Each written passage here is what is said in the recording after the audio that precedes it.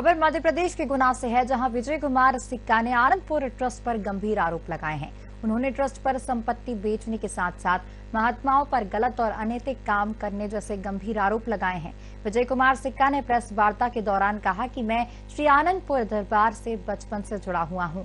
एक प्रॉपर्टी जो कि गुना में अस्पताल रोड पर है, पहले वहां बैंक ऑफ इंडिया की शाखा थी और पीछे आश्रम है। कुछ सालों से चर्चा थी कि बैंक की बिल्डिंग खाली होगी तो यहाँ डायग्नोस्टिक सेंटर बनेगा, जिससे कि यहाँ के और आसपास के मरीजों को फायदा होगा, पर ऐसा कुछ भी नहीं हुआ और ट्रस्ट के महात्माओं ने एक व्यक्ति विशेष को फायदा पहुंचाने के लिए बहुत ही कम दामों में जमीन की रजिस्ट्री कराकर उसे बेच दिया है।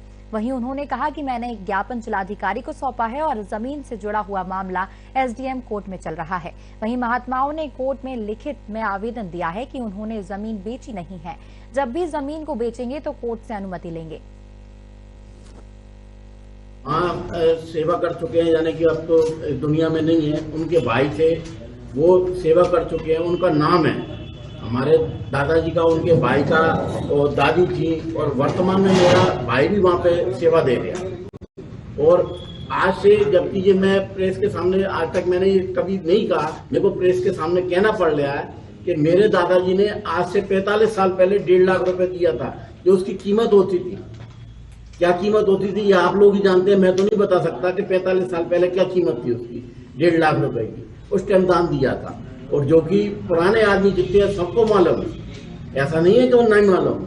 आप महाराज जी से भी ये बात करेंगे तो वो भी कहेंगे कि हाँ इनका था। यदि कोई सच्चा बंदा होगा तो वो कहेगा कि हाँ लक्ष्मण दास महात्मा का 1.5 लाख रुपए उसने दान दिया था।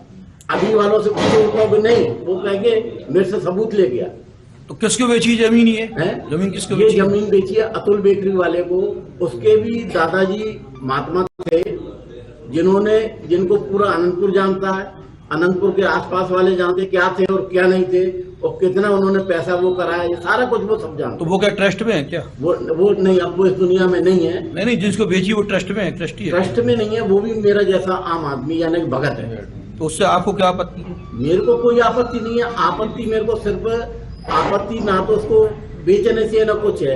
भाई जो ट्रस्ट गलत रास्ते पे जा रहा है, बिजनेस कर रहा है, ये बिजनेस करने का, जो आप 2, 5, 10 लाख रुपए की, 50 लाख रुपए की जमीन बेची है, उससे क्या इनका एक दिन का भी खर्च चल जाएगा?